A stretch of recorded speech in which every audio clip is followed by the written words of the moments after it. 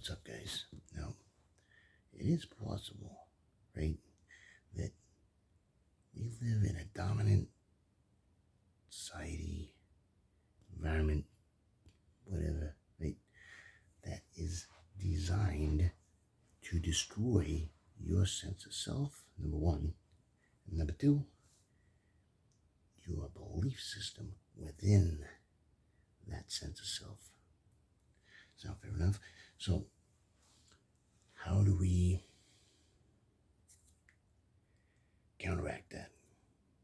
Well, we can do the whole rewiring, right, of the brain, right, through the whole channeling, the whole business, the whole 9 yards, through neuroassociative conditioning, right, NLP, neuro-linguistic programming. We can do it through, the 4 C's. We can do it through the 3 10s. We can do all these different tools to get ahead and get that foot in the door, right, and get into a more lethal level, right, because regardless of if this environment, society, culture, whatever have you, is designed to destroy your self-sense and also your sense of self, as well as, your belief system within that sense of self. Well, whether that's true or it's kind of neutral, right? Neutral or negative, right? Why not put a little spin on it, right? So that we're free to go and have an edge on the competition, right? Because why don't we think logically for a minute? So we get this great body and freaking mind and all these other gifts, right? Hopefully we come with a nice family and stuff, right? We don't always have that cookie cutter environment. Some people are born into chaos and all kinds of drama and trauma and everything else. And if you're focused on these kinds of videos right now and you're pretty positive and everything else, and you've been through that kind of shit, then I commend you on that, because that's another level that most people can't get out of, right?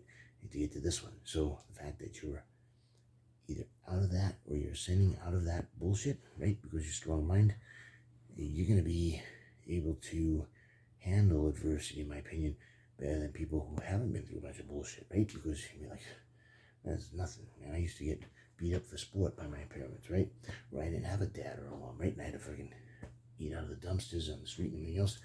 And I'm good now. I got my own house, I got my own job, I got my own car, right? But now I don't want to just live comfortably no more. I want to take it to the next level and become a millionaire. I want to, be financially free in order to help other people, or have homeless shelters so they're not homeless like I was, or abuse centers set up so they're not abused like I was, right? So these types of things that we call tragedies and traumatizing events and horrific circumstances are definitely horrific for the victims who have to withstand them and survive them, right? And thank God for the ones that can survive them. But we will definitely want to help those types of people. If you've gotten yourself out of it, you get yourself set up. It's nice to have people who have been through the shit, help those people get through the shit, because normal civilians aren't going to be able to relate to that as well as you can, right? So you're going to be able to help pull them out of the garbage, right? And get them on course and, help them through, psychological and spiritual rehabilitation to where they don't let the bad guy win no more, right? That's the most important thing. As the victim, as long as you continue to let that spiritually, mentally, and emotionally drain and harm and traumatize you, right? The bad guy continues to win. He continues to beat you up or harm you physically, sexually, however this person was doing it to you before, by letting that into your mind, right? And if you just go like, that was the past, and I was wrong before now, plus I've had the martial arts to go kick his ass, to whatever else, right? To where you can make his life a living hell, you can kill him, right? Or torture him, whatever. And even if that's not the case, they're big or strong, whatever, they're still put in prison or whatever for it, or they're dead or whatever it is, then you can be like, yeah, fuck you, I win. You're fucking put away for that now, right? and don't let that, find a way to let that person know somehow that you're not affecting them no more. That's gonna fucking piss them off, right? Bad guy don't win no more. But if he or she knows it's still in your head, they're gonna get off on it. They're the type of the bad guy, bad person who actually thrives off of other people's suffering. And those are horrible people, right? So anybody who's been through anything like poverty, abuse, anything like that, and you're still positive, you're still helping people, and you still have a good attitude, like I said, I commend you for that. And anybody who's trying to even get through it and try and do the right thing and stuff, and you're getting help for that and freaking everything else, then again, I commend you for it, because that just means you're way stronger than 90 to 99% of the population, right? And you have a chance now at really becoming someone or something in life, because you've been through some horrible things that some people would not even be around for anymore, right? They would freaking either lose their mind and kill the person, and if not considered self-defense, they'd be in prison for it, or they go into self-destructive behavior, and maybe they don't make it out of that self-destructive behavior. Sound fair enough? Maybe they even take themselves out, and that's horrible, because somebody do punishing themselves for something. It's not even their fault, right? It's the bad guy's fault. If you've ever been a victim for anything, don't ever fault yourself, because it's not your fault, right? So make sure you keep telling yourself that, because the voices in your head can tell you something else. It's garbage and it's not true, right? So make sure you keep telling yourself that. If you don't, if you're not believing it, keep putting this video on, and so that it reminds you, because I'm telling you right now, if you did nothing wrong, you were a little kid and you got hurt by an adult for no reason, it ain't because you were a little kid, it ain't your fault. I don't care if they tell you you were bothering them, you were being too loud, you were being annoying, or you were just being whatever to be at fault. It's all bullshit, 100%. You're a little kid, there's no reason. Discipline is one thing. Go to your room, stand in the corner, you're grounded for a day or whatever, or like a kind of a big thing. But to be beaten or to be freaking assaulted or molested, there ain't no justification for that whatsoever. So you're not in the wrong for that. You never will be. And if you're religious and stuff, there's a guy out there that loves you. And if you're not, just realize that it's not your fault. You didn't deserve it. So moving on from that. So how do you reprogram your way out of the negative system that is designed to destroy your sense of self, or your beliefs within yourself, a sense of self, which we've talked about some really tough barriers, right? Then we talk about people trying to set you up for failure, right? People who are going to be abusive or violent. So again, we're talking about neurosocial programming, neurolinguistic programming, which is NLP, the 4Cs, and which is clarity and all that stuff, compassion, contribution, etc. And then we have the 310s, right? Whereas if you're in sales, in your business, whatever, you don't need to utilize those 310s to the highest level, right? They have to be at a 10 in order to buy. If they're not at a 10 on all three, they probably aren't going to buy. They might buy if you get one or two of the 10s. You get all three of the 10s, you're almost guaranteed they're going to buy from you, right? As long as they have the money too, and it doesn't go through there, and then they got to pay, and the credit dings them, and they can't qualify, right?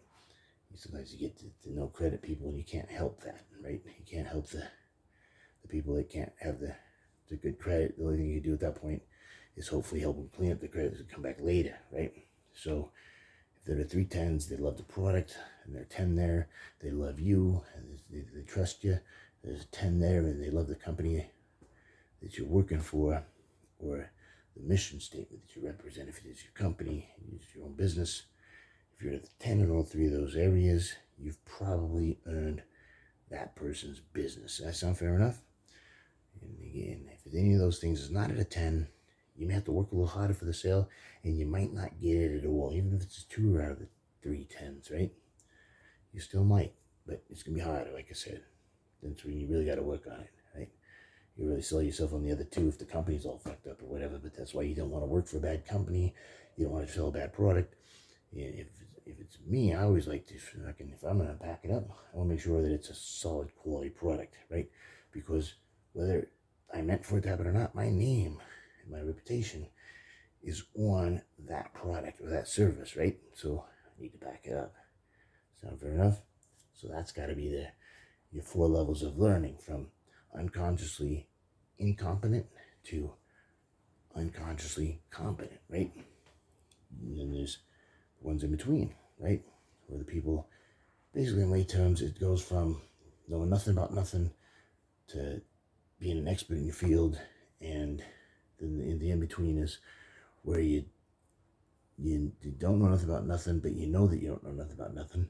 So there's room for improvement there, because if you're driven, because you're going to find the way to become consciously competent or unconsciously competent, which is the best of the best worlds, right? Because you're doing it without even having to focus on it, just subconsciously now. It just clicks in, right? Just like tying your shoe, riding a bike, right? It's a skill set like that, but it's a higher skill level. Maybe it's riding a bull for 8 seconds, right? Maybe it's a